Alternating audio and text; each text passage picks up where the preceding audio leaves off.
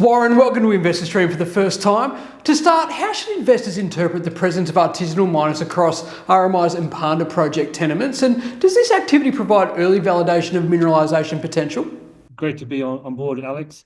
It definitely does. The artisanal miners live in this area. They have their own leases, and they walk this ground every day, and their whole livelihood depends on being efficient miners.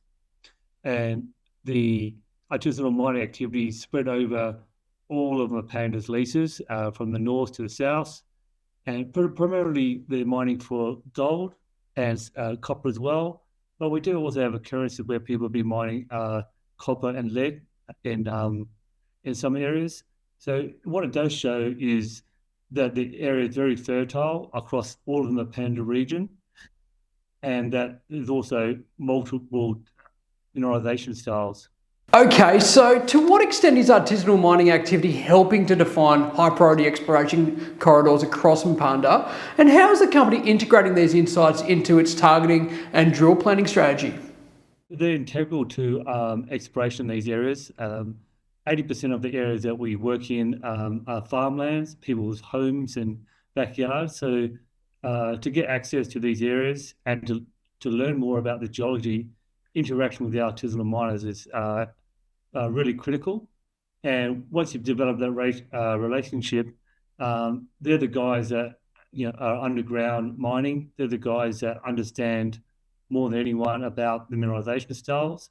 So we can definitely glean a lot of information from them in terms of the grade of, say, a quartz vein they're mining, how much copper's there, the width of an ore body.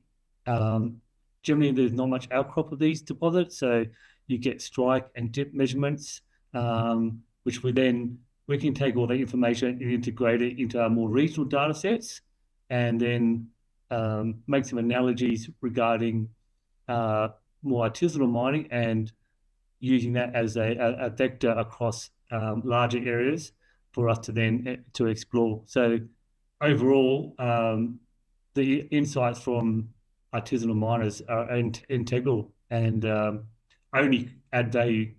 Now, the latest Mpanda magnetic survey highlights strong correlations between structural features and geochemical anomalies, with fault intersections and shear splays emerging as key controls on copper-gold mineralisation. So how materially does this de-risk drill targeting ahead of the planned Q3 2026 program?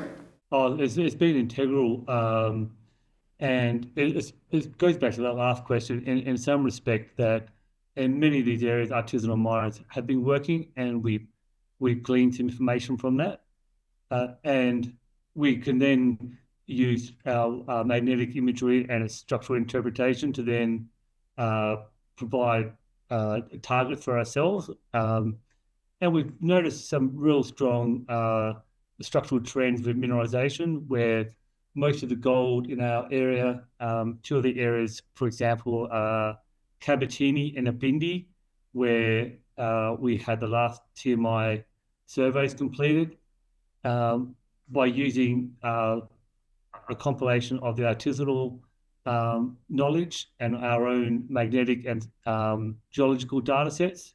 We actually went and found additional outcrops which were mineralized. So it's been really critical, and really stepped forward in terms of us developing the next exploration program. Thanks, Warren. And just beyond Tanzania to finish, and now the Wadi Salamar results in Saudi Arabia point to large-scale intrusive-related targets and defined drill-ready zones. How is exploration progressing across the Saudi portfolio, and what key milestones should investors watch for as drilling ramps up? No, you're right there, Alex. Similarly, the magnetic data from Wadi Salamar have been really interesting, and it's provided some insights which we previously were unaware of in terms of some intrusives in the northern part of that prospect. So at the moment, we're taking that data and doing some magnetic conversion work to work out the depths of those intrusions, and also some hyperspectral analysis, just to see if there's alteration that can be mapped at surface. The next step going forward is actually getting back on the ground using this new data to make some focused geochemical survey work, and then on the base of those 2 data sets, have some drill ready targets. But by October, November this year, we hope to be on the ground, drilling some holes and testing these targets. Thanks, Warren. Really appreciate your insights and all the best for your exploration activity with RMI. Thanks for joining me. That's a pleasure. Thanks.